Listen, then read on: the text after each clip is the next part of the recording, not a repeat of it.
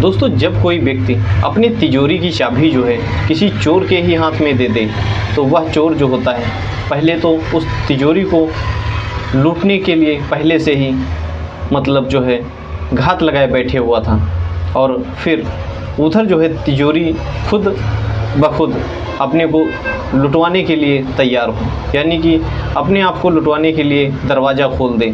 तो दोस्तों चोर तो वो जो चोरी कर ही लेगा।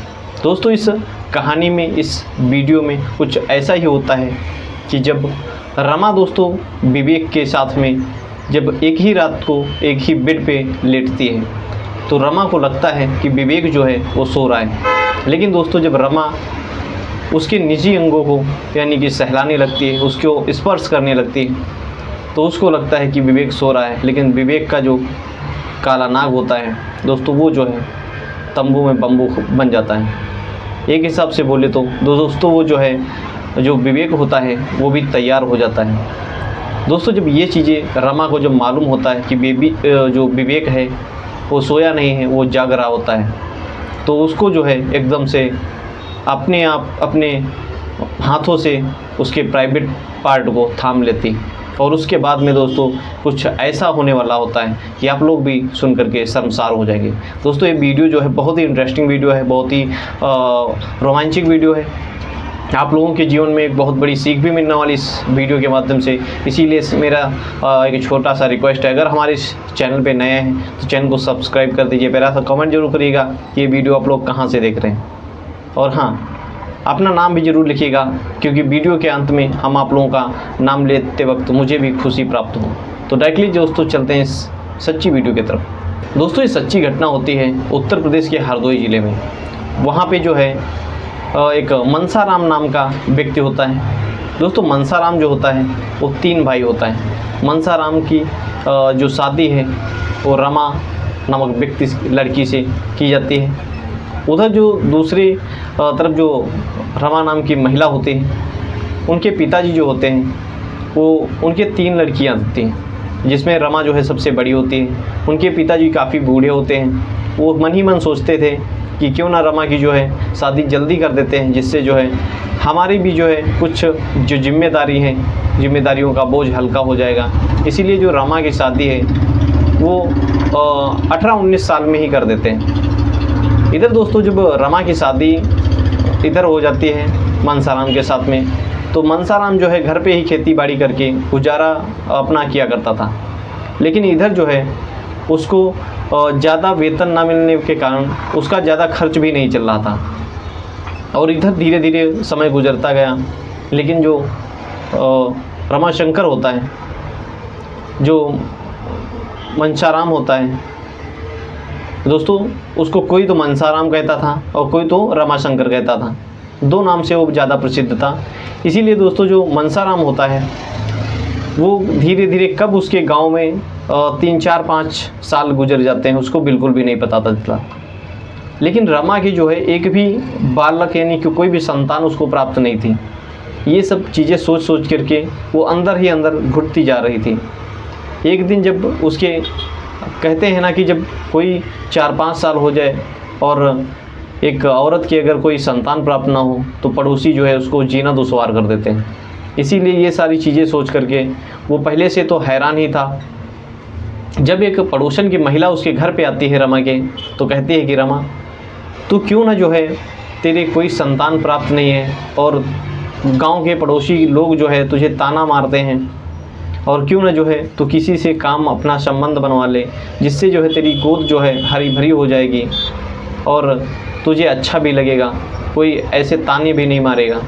दोस्तों उधर क्या होता है, उधर जो रमा की जो बड़ी वाली बहन होती है, चचेरी बहन, उसका एक लड़का होता है जिसका नाम होता है विवेक। विवेक जो है वो भी काफ़ी, जिसकी उम्र होती है करीब वही 20-22 साल। विवेक की पढ़ाई पूरी हो जाती है और उसके बाद में जो है वह घर पे ही बैठा था। इधर जो है जो मनसाराम होता है, मनसाराम की इधर तो उसका घर का खर्च चल नहीं पा रहा था। इसीलिए मनसाराम ने क्या सोचा, रमा को और दोनों लोग खुद वो जो है दिल्ली जैसे बड़े शहर में चले जाते हैं और एक काम ढूंढ लेते हैं।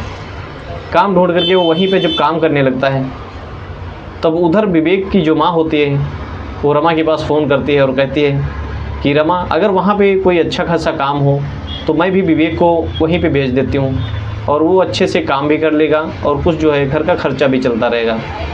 दोस्तों, रमा के जो है मन में वो पड़ोसन वाली जो महिला होती है जो बात कही थी उसके मन में तब तक चलती रहती है।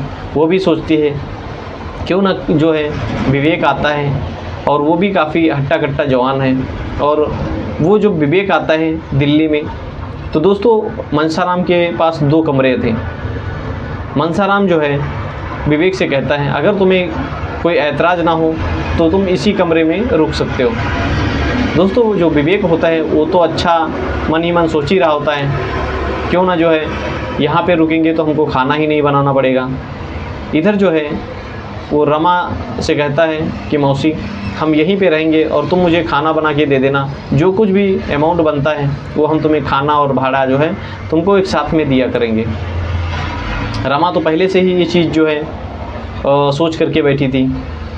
दोस्तों, एक दिन वक्त आता है, क्योंकि रमा उधर जो मनसाराम होता है और विवेक, उन लोगों की ड्यूटी जो है बराबर की थी, यानी कि सुबह वही 9 बजे जाते थे और रात के 9 बजे आते थे।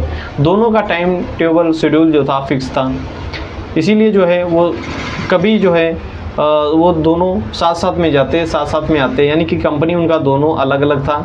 रमा को उस वक्त समय नहीं मिल पा रहा था कि किस समय जो है विवेक से बातचीत किया जाए, क्योंकि उसको तो मालूम था कि जो हमारा पति है यानी कि मनसाराम, उनसे तो कुछ होने वाला नहीं है। इसीलिए दोस्तों वो जो है विवेक का सहारा लेना चाहती थी।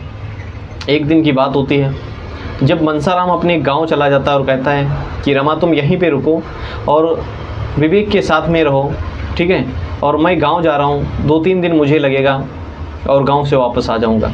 दोस्तों, मनसाराम अपनी कंपनी से छुट्टी लेता है और वो जो है दूसरे दिन ही गाँव चला जाता है। इधर कमरे में रमा और विवेक ही कमरे पे दोनों रहते हैं। दोस्तों, उस टाइम जो है वो वक्त का फ़ायदा उठाते हुए जो रमा होती है, वो जैसे ही रात का 8 बजता है तो खाना पीना खाने के बाद में जब 10:30 बज कब कितनी जल्दी रात गुजरने लगती है किसी को भी मालूम नहीं पड़ता। रमा जो होती है विवेक के कमरे में जाती है और कहती है कि विवेक, तुम आज हमारे ही कमरे में सोओगे, क्योंकि हम तुम्हारे मौसा के ही साथ में ही सोती थी, इसीलिए आज मेरा मन नहीं लग रहा, आज तुम जो है हमारे ही बेड पे सोओगे। दोस्तों, जो उधर विवेक होता है वो मना तो नहीं कर पाता है, जिसके कारण जो है वो अपनी मौसी यानी कि रमा के ही साथ में लेट जाता है। दोस्तों, उसके जिस्म में बहुत ही तेज़ आग भड़क रही होती है और उसके दिमाग में बस वही पड़ोसन वाली बात चल रही होती है। जैसे ही 11:30 बजता है तो उसके बाद में जो रमा होती है वो अपना पैर उठा करके विवेक के ऊपर रख देती है और धीरे धीरे से वो हरकतें करना चालू कर देती है। दोस्तों, ये सारी साजिशें जो है विवेक समझ रहा होता है, क्योंकि विवेक जो है इतना छोटा भी नहीं था। वो जो है मक्कर बना करके वो लेटा हुआ था।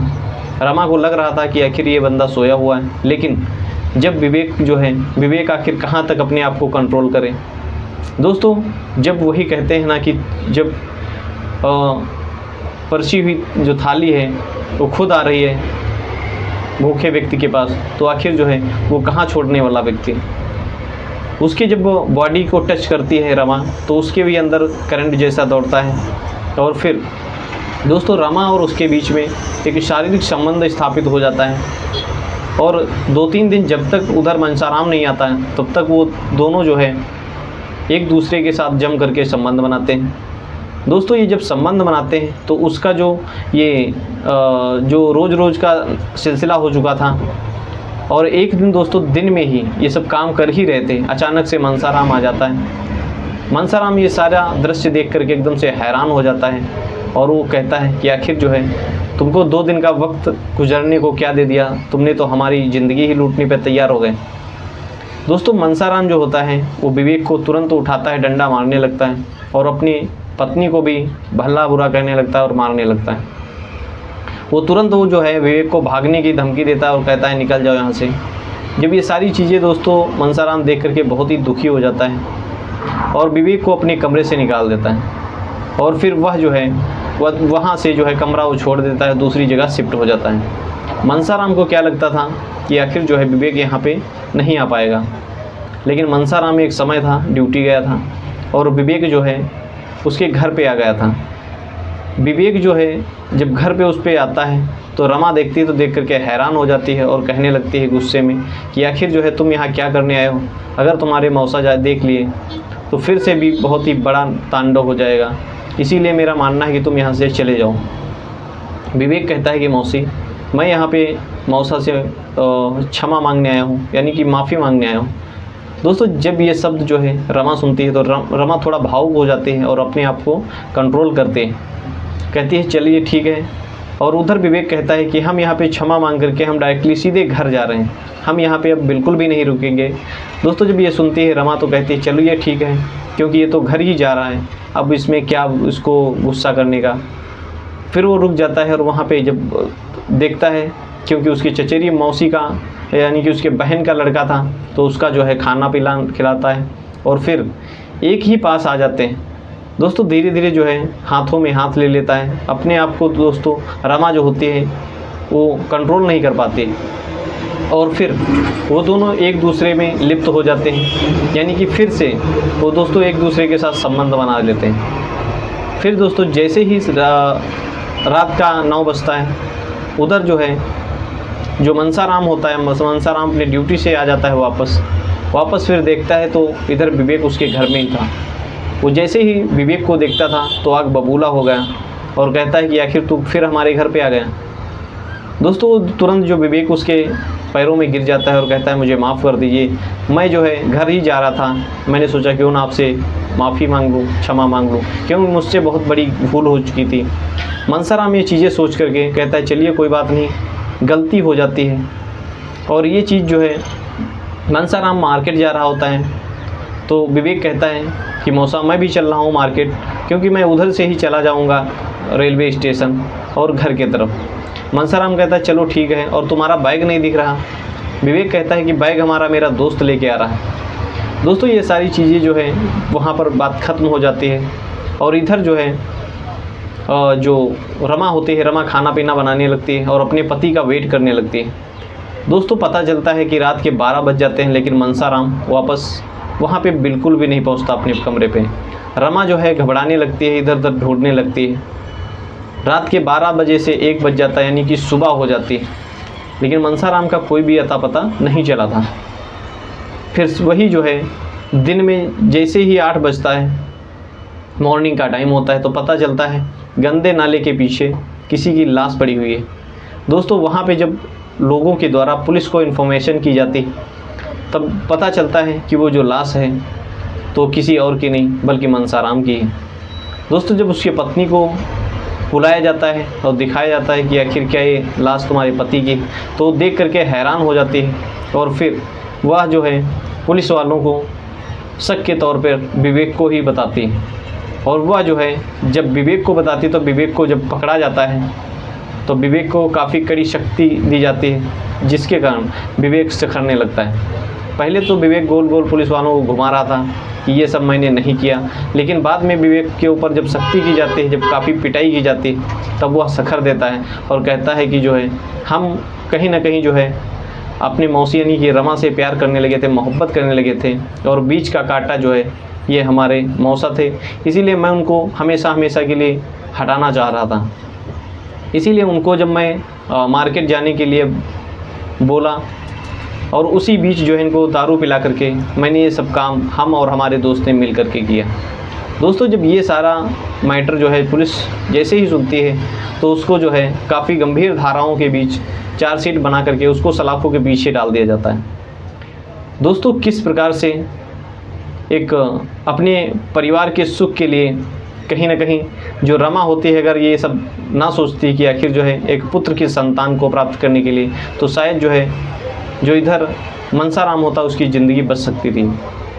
दोस्तों आप लोगों को क्या लगता है कि जो रमा ने ये सब करके सही किया गलत किया, या जो इधर जो विवेक है ये जो है अपने आपा में आकर के ये सब कांड कर दिया, अपनी ज़िंदगी को तबाह कर लिया? सही किया गलत किया, कमेंट बॉक्स में ज़रूर बताइएगा। इस कहानी के माध्यम से आप लोगों की क्या राय है कमेंट बॉक्स में ज़रूर लिखिएगा का। और हाँ, अगर अभी तक इस चैनल को सब्सक्राइब नहीं किया तो प्यारा कमेंट जरूर करिएगा और चैनल को भी सब्सक्राइब कर दीजिएगा। मिलते हैं किसी अगली वीडियो के साथ, तक अपना और अपने परिवार का ख्याल रखिएगा। जय हिंद, जय भारत।